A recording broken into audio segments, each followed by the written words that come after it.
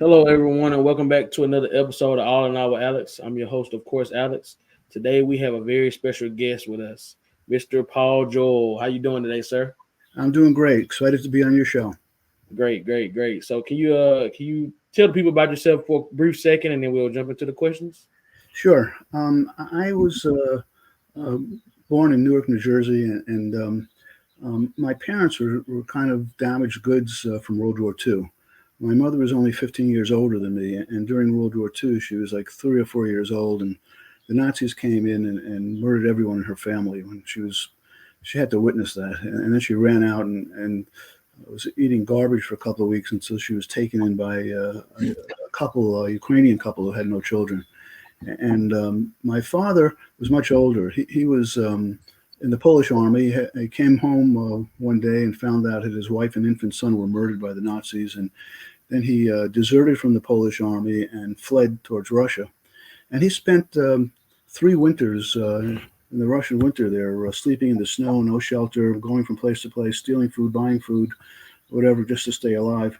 Then towards the end of the war, the Russian army came through and they said, hey, you're in our army. And he was in the Russian army for about a week till he deserted from there too. So I don't know what the record is for most wars. Most armies deserted in the same war, but he deserted from 2 of them. And he met my mother, and my mother was really too young to come to the United States. She was a minor. But after she married him, so she got on the boat. And I thank God I was born in the United States in Newark, New Jersey, every day and missed World War II. And then I never believed in God because I would have had a large family. My mother had a brother. She had 3 sisters. Each of them had 3 or 4 children and husbands, all living in the same house. And they were all murdered by the Nazis. And you know, it's kind of like you hear stories about all this all-knowing, all-powerful, all-loving God. And where was he, you know, for my family? So I never really believed in God. And then to top it off, um, I had 2 things going for me. I had this terrific memory that I didn't appreciate. And I had this great immune system from my father that I knew about. That was very obvious. It seemed like I never got sick. And so here I am. I'm 3 years old. I haven't been to a pediatrician. I never got any of the MMR or DPT immunizations. And I'm not talking. So a friend of my mother, whose son I used to play with, who's 10 months older than me, said, hey, maybe he needs to see a pediatrician. You know, if you read any textbook in pediatrics, you're supposed to be able to say 2 words of meaning by the age of 1, usually some form of mama, dada, and know who's who. So I'm 3 and I'm not saying anything. So, and I remember this, you know, this is 72 years ago. And I was first seen by a female pediatrician who referred me to a male pediatric neurologist. And after examining me, my parents were very worried I was retarded. After examining me, he said, no, he's not, quote, this is a direct quote from 72 years ago. No, he's not retarded. He's aware of his environment. He'll learn to talk. He's just slow. He's very slow. Like basically, I was dumb as a box of rocks, but not retarded. That was the upshot of this. And what he failed to ask is anyone speaking English to this kid? Okay? Because my parents were speaking Polish or Yiddish or Russian to each other, and nobody was speaking English to me, and there was no TV or radio. So, of course, I'm not going to be able to speak English. But I was kind of labeled as, you know, dumb. So to make matters worse, in first grade and second grade, we lived in an apartment building. And since my parents worked multiple jobs, I was put into this torture chamber called yeshiva, which at that time was for Jewish boys, but now they have it for Jewish girls too.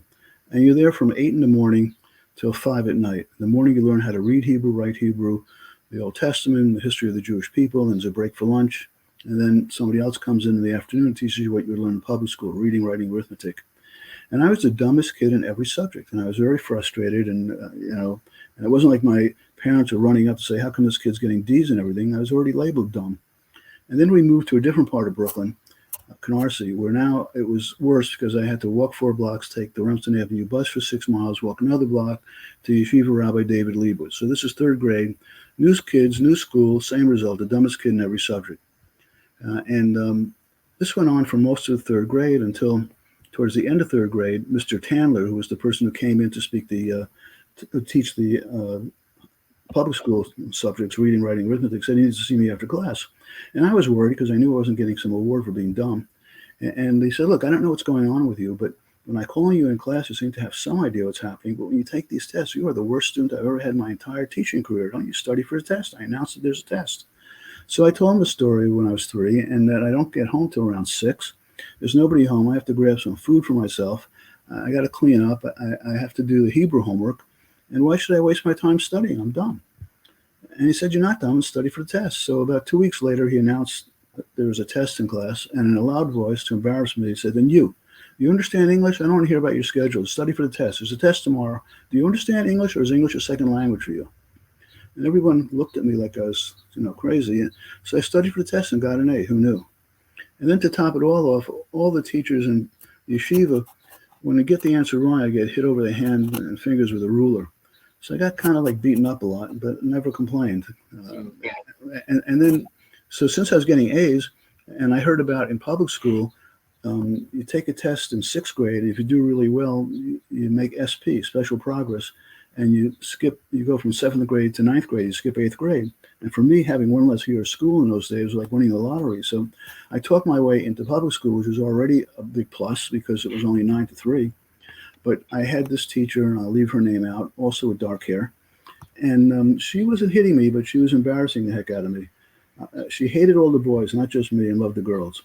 And when I get the answer wrong, I'm in 4th grade, so I'm 10. And when I get the answer wrong, she say, "Look, you have to stop thinking with your penis and start using your brain for a change." Oh, And I'm wow. like mortified. Okay, I'm 10 years old. The female teacher's talking about my penis in class. So finally, I got into 6th grade, and for the first time, I had a blonde teacher, Ms. Hammer. And for the first time, nobody was hitting me, nobody was abusing me. I took the test for SP and made it. And I think in the back of my mind, I was already pre-programmed to think blonde is wholesome, blonde is good, blonde is healthy. Okay, and then you fast forward. I'm now at medical school, and I'm now an intern and resident at Kings County Hospital, where the head of pulmonary is Dr. Harold Lyons, an absolute genius, the smartest man I ever met. Okay, and he had a couple of rules. The first rule was, if you know the patient, you don't need the chart. So there's a hierarchy in medicine. The lowest is the intern, then the resident, the fellow, then the attending. And the lowest person usually reads a note and presents the case, and then they discuss it. But so I'd have 3 or 4 admissions at night, and I'd be up all night. And then the next day at morning report, he would take the charts, and he expected to memorize everything and present from memory. And I was the only one who could do it. I had this terrific memory that I never appreciated, to tell you the truth. It's special. The other doctors would cheat and say, the labs are normal except for this, this, and this, but I gave him everything. And because I was pretty good, and because of his letter of reference, I got to do a pulmonary fellowship at Mass General, Harvard. So I'm there the first day. This is July 1st, 1978. And there's 8 patients on this service that the pulmonary service is following throughout the hospital. And I get there 2 hours beforehand thinking I'm supposed to memorize this. I mean, they expected me to do this at Kings County Hospital, Downstate Medical Center, Brooklyn, New York. This is Mass General, Harvard, Boston. So I get there 2 hours beforehand, memorize everything, and then I walk over to the chart rack and hand the chart to the attending, Dr. Hales. And he looks at me like I'm crazy and says, "Look, I don't know if you know what's going on here, but I'm the attending. You're supposed to be presenting the case to me, not the other way around." And then I told him what Dr. Lyons said. He knew Dr. Lyons. I said, "Look, this will save you a lot of time. You can go through the chart while I present and then write your note now instead of coming back here and writing notes on these patients will save you a lot of time." So he did that, and then I handed the chart for the next thing. He says, "You know this one too?" I said, "Yeah, I know all 8 of them." This was like a tremendous memory. And these are not patients who were just admitted last night. They were there, for several days with big charts. But here's the purpose of the story. I finally get to the intensive care unit, and Dr. Hales is on my right. I'm looking straight ahead, and I'm presenting this case. And it's a complicated case. Patients on a ventilator with tubes coming out of every orifice. And I had been there an hour or so beforehand, but since then there was a shift change. There was a different nurse. And as I'm presenting, I'm looking at the back of this nurse's head with blonde hair, and remember thinking, as I'm presenting, okay, the width of her shoulders and wide, she's not fat. And then she turns around and I see her face. And I stop and I say to myself, "Oh my God, this is the most beautiful woman I've ever seen in my life. What is this doing here?" And I hear Dr. Hales in my right ear say, "Listen, you want to tell me how this patient got on the ventilator? We're pulmonary, that's what we're here for." And the next thought was, pulmonary, who gives a crap about pulmonary? Look at this woman. And I'm very shy with women. I'm no ladies' man. So I looked, and she had gloves on, of course, and I waited till she left the hospital and came back to the hospital. She lived about 2 blocks away from the hospital. I lived about 3 or 4 blocks away.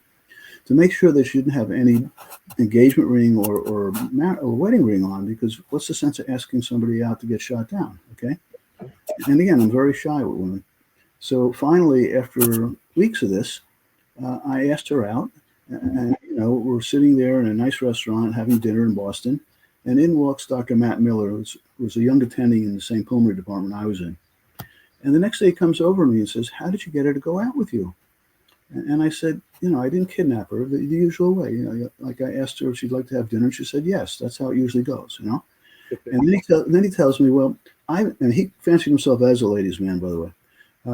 And then he tells me, well, I've been asking her out for weeks, but she keeps turning me down because she's engaged to this cardiology fellow. And of course, I know his name, but we'll keep him out.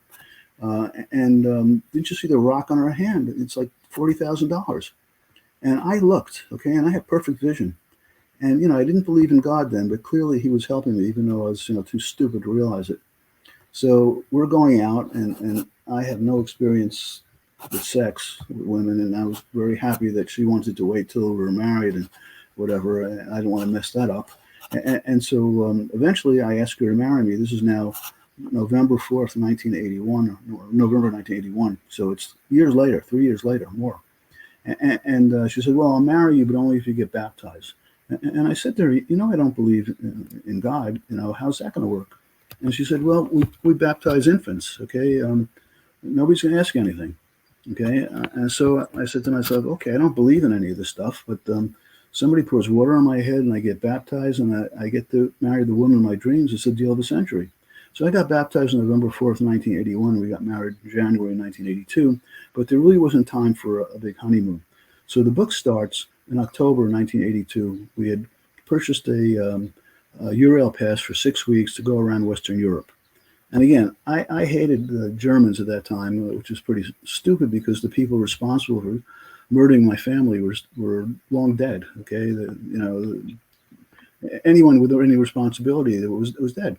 So anyway, we're in Germany of all places, and Germany is gorgeous. The whole world is gorgeous when you're with Mary Beth. And we're on this bus to see Neuschwanstein. This is this beautiful castle. If you look at my website, http // pauljoelbook.com/, you'll see a picture of it, and you'll see other things about the book. And so we're on this bus ride to see this castle, Neuschwanstein, built by Ludwig II in the 1800s. And suddenly the bus stops in the middle of nowhere at a coffee shop that obviously paid the bus company to stop there.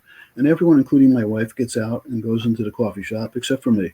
I didn't feel like I had to go to the men's room or eat anything or drink anything. And across the street is this little church. And, I didn't know the story of it, but the story was that there was a stick figure of Jesus being scourged that they used to use in the Good Friday procession. And everybody agreed it was ugly, so they tossed it in the barn for a couple of decades until somebody realized there were actual tears coming from the eyes of Jesus from this thing. So they put that on the altar and built this church.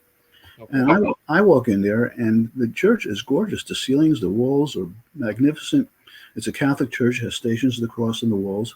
But your eye is drawn to this ugly thing. And I'm sitting there. There's nobody else in the church. And I get this message. I love you. Your sins are forgiven. As I'm looking at this thing. And suddenly, I believed in God. This is chapter 1 of the book as it happened. Okay, this is a true story. So I'm all excited. I'm like thrilled. And our plan was to check out of this very inexpensive hotel in Munich and get on a train and go to Vienna and sleep on the train overnight. And so I said to my wife as we're checking out, look, why don't we celebrate? Let's go to a nice restaurant here instead of having sandwiches on the train. And let's celebrate. We can take another train. We have a Europass. It's not like we have a ticket for a specific train. So I asked the person at the desk, what's one of the nicest restaurants around here? And he said, well, probably the restaurant at the Four Seasons Hotel. So I said, well, let's go there. And he says, you can't get in there. I said, what are you talking about? He says, well, it's a Friday. Apparently, October 15th, 1982 is a Friday. It's a small restaurant. You need a reservation. Plus, you're dressed in jeans and sneakers and backpacks and so is she. And you need a suit and she needs a gown to get in there. So I remember thinking to myself, this is nonsense. Of course we're going to get in there. I mean, the creator of the universe just communicated with me. And if I want to celebrate, he'll take care of this. So we rushed down there. And there's a doorman in a top hat, and I ask him where the restaurant is, and he says up the banister on the second floor. And then he says, "Look, let me take your backpacks from you. I'll give them to you on your way out." Like basically, you don't allow people dressed like you with backpacks in our lobby, let alone eat here. And I get upstairs, and the maitre d' and the waiters and the piano player are all in tuxedos. The guests are all in suits and gowns, and there we are. And he asked me my name, so I tell him my name. And there's one empty table with a reserve sign on, which, according to my wife, had our name on it, but I didn't see that. And he takes it off, and we eat. We have the meal of the century. And during the meal, a piano player is playing this song, and I asked the waiter if he knew the song, because it was famous. He said, "Yeah, it's a famous song. It's called 'A Man Like You and Me' by Michel Jarre." And the lyrics go, "It doesn't matter if you're king and rich and powerful. We're all slaves to our fate. We're all equal in this world. We all have a fate." And the book is really about the interplay between fate and free will. And that's kind of where the title comes from. And during the meal, okay, my wife has a map of Munich at the table there. And when you fold it a certain way, it looks like there was a J at the Wittelsbach fountain in Munich. The Wittelsbach family was from Sweden. They ran Bavaria for about 600 years. And there's this beautiful fountain there. And my wife's telling me that our first child is going to be James. We weren't interested in trying to have kids at that point. And I said, "Well, what's wrong with John or Joseph? Those are good names." And she kind of poo-pooed it, and, like she usually does, and says, "I'm an idiot. It's obviously James." So we're running to this fountain, okay, to see this. And also during that dinner, there's a whole list of things that she wrote down. St. Bridget of Sweden, 4 founders, whatever. It didn't make sense. Marcus, who was the 34th Pope, the first Pope, by the way, to die of natural causes. How'd you like to be elected Pope? And the first 33 are all murdered. Anyways, so we run down there and looking at this fountain, and there's nothing written on the fountain, but standing there is an old man, an American with a Southern accent. And you have to understand, the fountain is magnificent, but it's on like a circle of traffic with a very small sidewalk. And he's standing there around 11 o'clock, and he looks at me and he says, "My name is James. I've been waiting for you for a long time. It's about time you got here." And he turns around and left. So our first son was named James because of that. And there was nothing written on the fountain. So now we're on a train to Vienna. That's chapter 1 of the book, by the way, okay, as it happened. Okay, this is a true story. Then we get to Vienna, and it's the next day, and it's dark, and we're hungry. And I check into a hotel, and I look at the map, and there's a law in Vienna. You can't have a building higher than St. Stephen's Cathedral, so you can see it from everywhere. So I look in the guidebook for a restaurant, also on the second floor, near the cathedral, so I don't have to ask for directions. And I run over there with my wife, of course, and there's a regular glass door with a wooden frame, and I open the door, and there's a dim light on the second floor where this restaurant's supposed to be, but clearly it looks like it's closed. And I turn around to leave, and I'm locked in the hallway. I can't get out.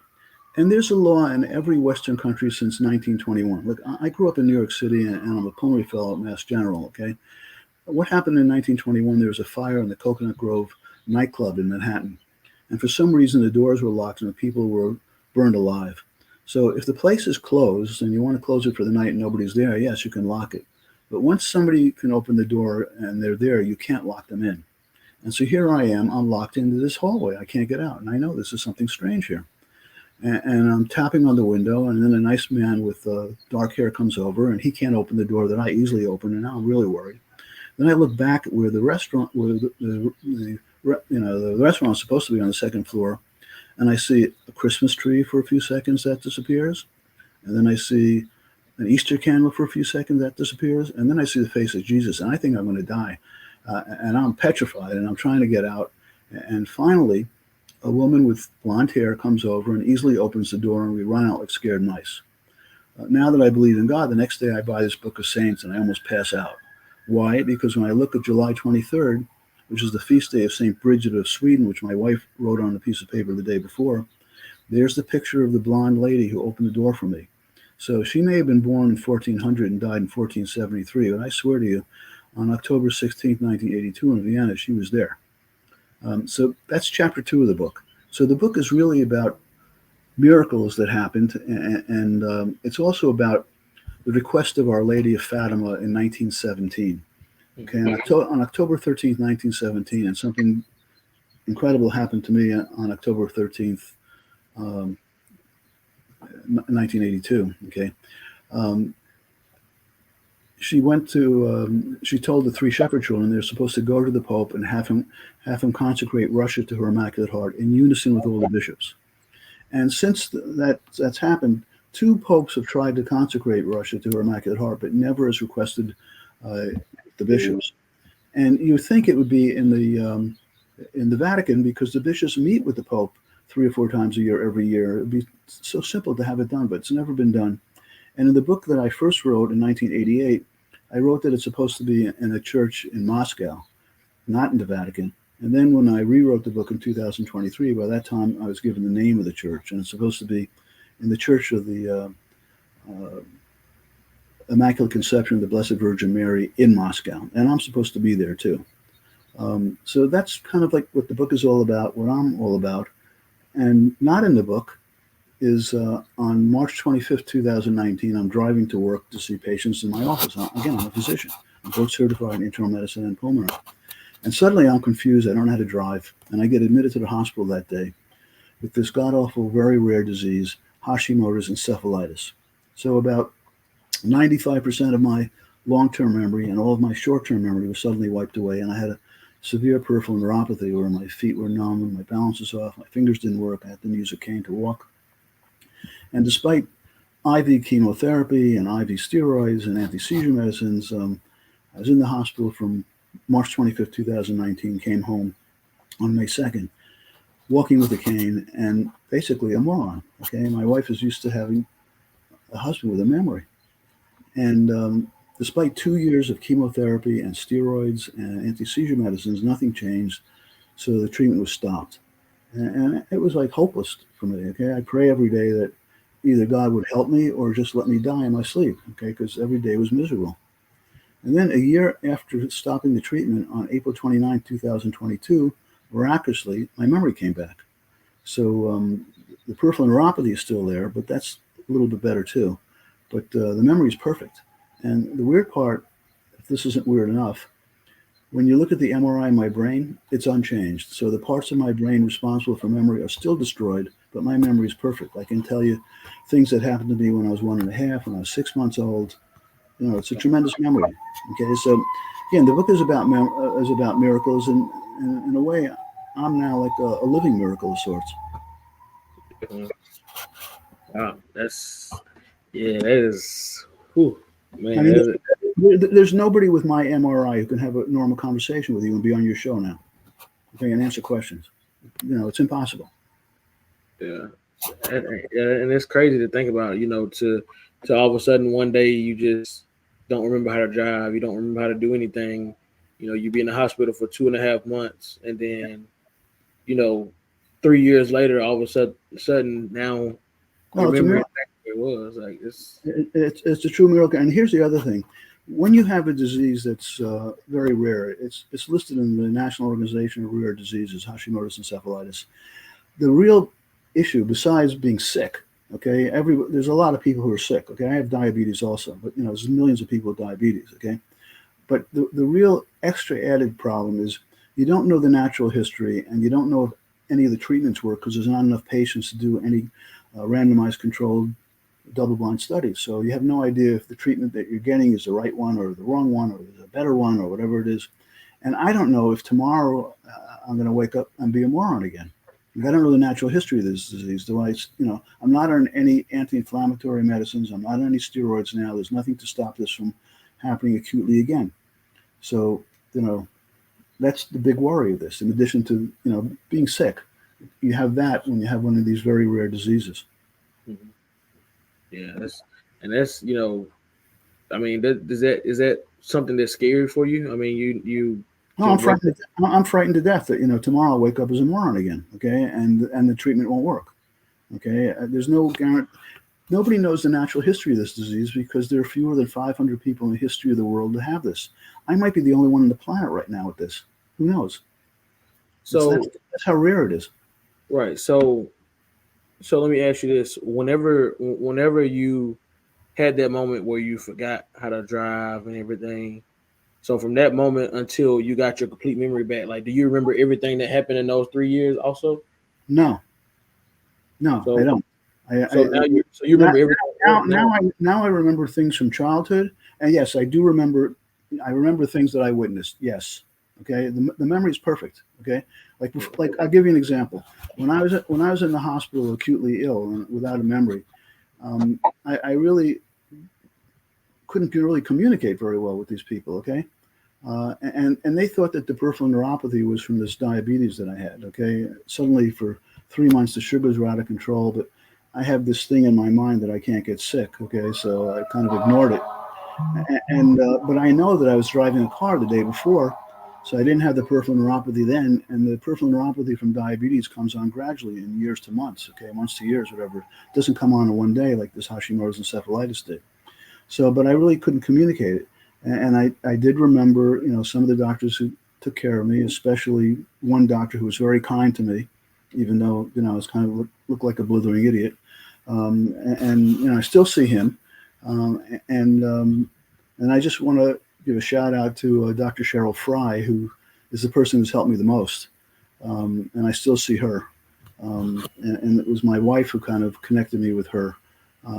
So I'm grateful for all these people in my life who helped me. Okay, especially my wife. I mean, it's has to be. It's horrendous for me, but it's just as horrendous for her. Being the wife of somebody like this. And even now, I'm afraid to drive. Okay, I still have the peripheral neuropathy. My feet are numb. My balance is off. A couple of months ago, I fell down a flight of stairs in the house and broke my wrist. So there's still, issues. And also, this is still not my brain. The memory is fine, but I can't multitask, and I can't, and it's hard for me to do new things. Okay, so this is like I'm constantly walking around with the feeling that somebody else's brain is in my head, and so if there are several things that are happening at the same time, I got to just slow down and just do one at a time, because otherwise it's too much. It's like over circuit excitability of some sort.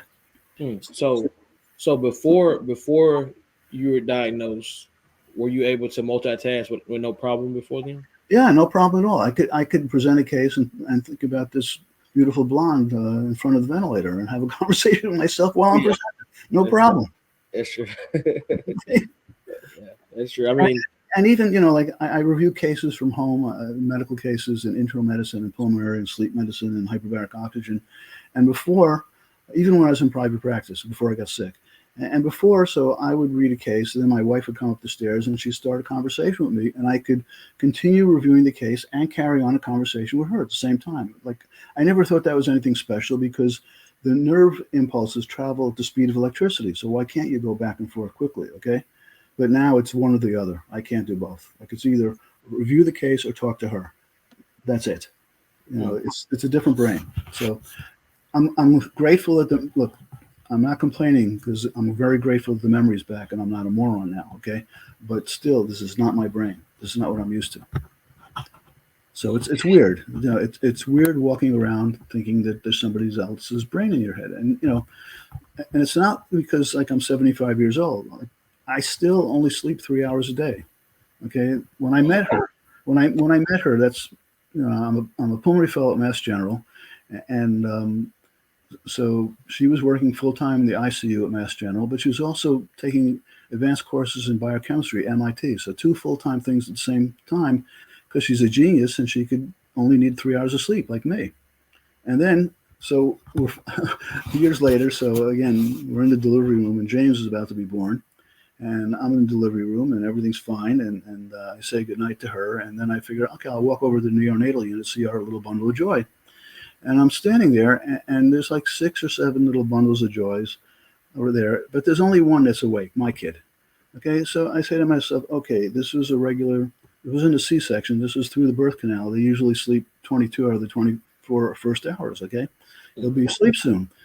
And then like hours go by and I finally like leave, okay, and I get home and my wife, I ringing it on the telephone, and she's incredibly agitated. Are you okay? Are you in a car accident or something? The hospital's only 15 minutes away. Where the hell were you?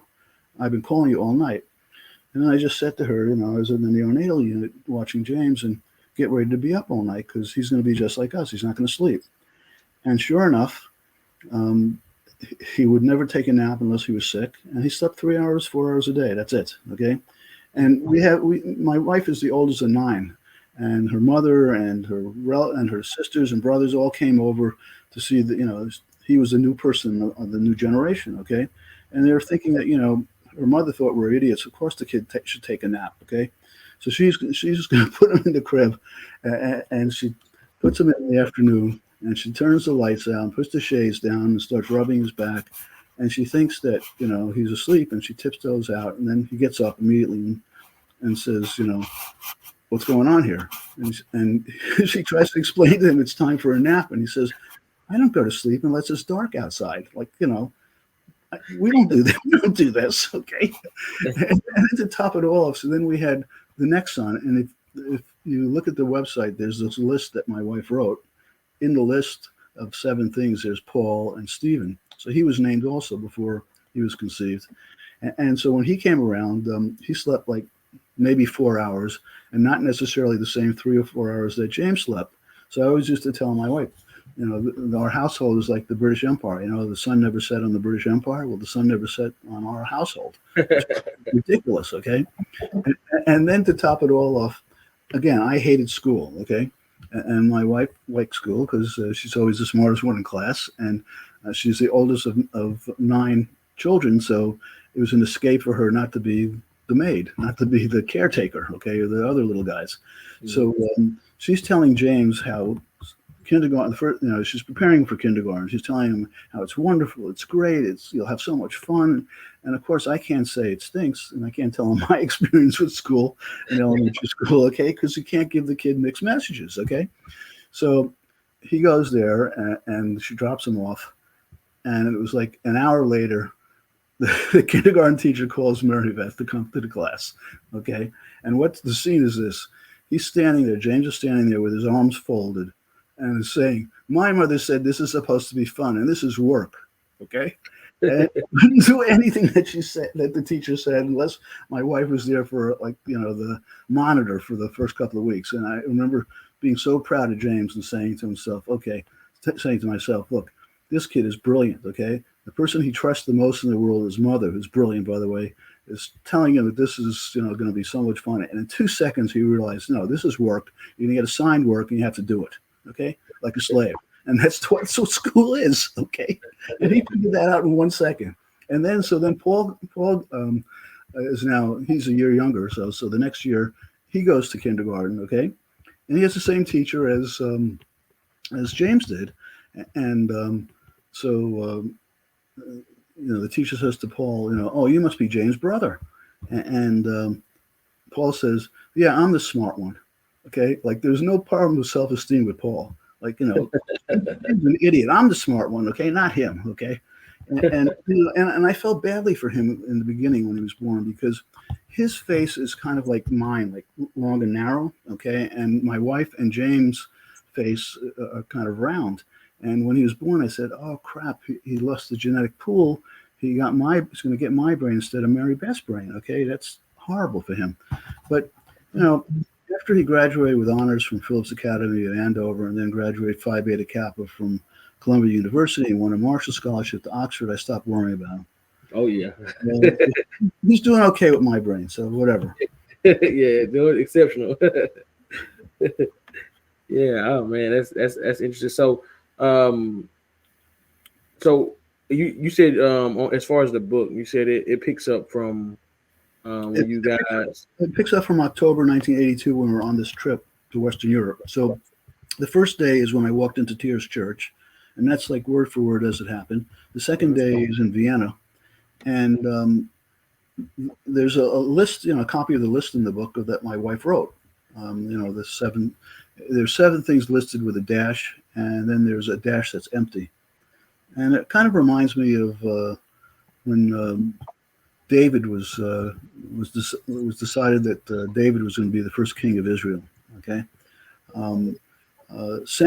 Anna didn't have any children. She was old, and she kept praying, and uh, she was finally blessed with having Samuel, one of the first prophets, as her son. Okay, and uh, God told Samuel to go to Jesse's home, and there he's going to anoint the first king of Israel. Okay, so Jesse is presenting his sons, and each one is more eminent looking than the other, tall and good looking and smart. And as presents the next son, God is telling Samuel, no, it's not him. So all seven are presented, and it's not him. Like the list that my wife wrote, seven things with listings with a dash, and then there was one empty dash. And so finally, Samuel says, "Do you have any other sons?" He says, "Oh yeah, the youngest. He's out. He's working as a shepherd with the sheep." And so he brought it in, and that was David. And yep, that's God said that's the guy. That's who's going to be the first king. And he basically united the 12 tribes and started the royalty there. But it wasn't until his son Solomon who built the temple. And the temple was like a very important part in the history of the Jewish people and in the Christian church too, Christianity too, because Jesus was a Jew. Joseph and Mary were Jews.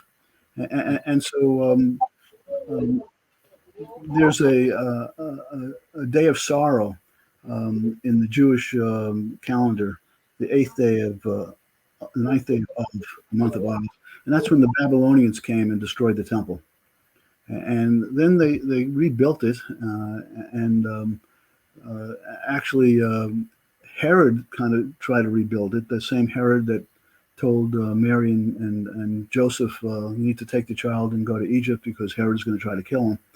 And what's left now, then unfortunately, after Jesus died, the Jews revolted against the Romans of all things, and the Romans came in and tore down everything, every rock.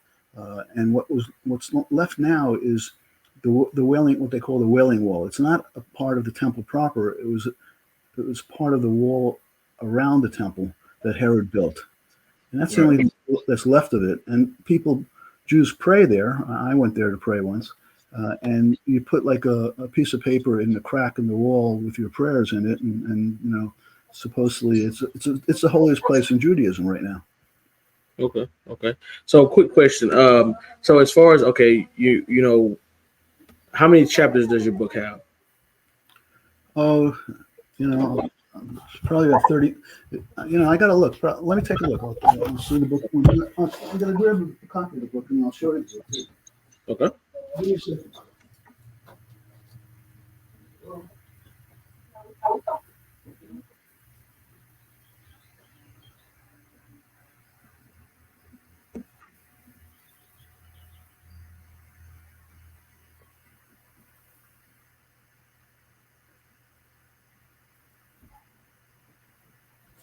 Sorry about that. Okay. No, you're all right. Here's the book. Okay. And the front of it has 51 chapters. Okay. It's a short book. It's 96 pages with 51 chapters. The front of the book has the definition of love from St. Paul, 1 Corinthians 13. Love is patient, love is kind. It goes on. It always protects. It always trusts. It always perseveres. It always hopes. Okay. And the reason for that is because if you don't have an appreciation of love in your life, you can't be happy. It's impossible. Okay. And the back of the book has a picture of a baseball batter. And he's kind of like a metaphor on life. We're all sinners. The baseball batter comes to the plate trying to get a hit. And more times than not, he makes out and he has to wait till he gets another chance at bat. And we try to be good, but we all fail. We all sin. And the idea is to not give up and to keep trying. Because we're not perfect, okay? And we sin. We make mistakes. We say the wrong things. We do the wrong things. We think the wrong things, okay? And I'm not saying we do that all the time, but we certainly do. So that's what that's all about. And the other thing about it that's, to me, interesting is when something happens in a supernatural, supernatural, these events happen, okay? And what I do, you try to correlate them with what you would hear if you went to Mass, okay? What would the readings be if you went to Mass? And so there's 35 uh, readings from the gospel in this book. And what I hope is that I hope people who believe in God buy it and their faith is increased. But I also hope that they find a friend or a relative who doesn't believe in God and hands them the book, okay? Because they'll see these 35 sections of the gospel, and they're probably not used to reading the gospel. It will be an introduction to them. So hopefully it will have some people have the experience that I had as being an atheist and then suddenly believing. That's the hope. Okay. Okay. Okay. Um, so I know you explained, chapter one and chapter two of the book. So how far does the book go? Like, so I know you said it has 51 chapters, but the last chapter, what year is that? Okay. Well, the whole thing is really in 1982. Okay. Oh, But okay. Okay. the last part of the book is the most important part of the book. It's where, again, I'm told that I'm supposed to. In the book, I meet the Blessed Virgin Mary, which is not true. I never met her. Okay, but I'm given the idea that I'm supposed to get the Pope in unison with the bishops to consecrate Russia to her Immaculate Heart.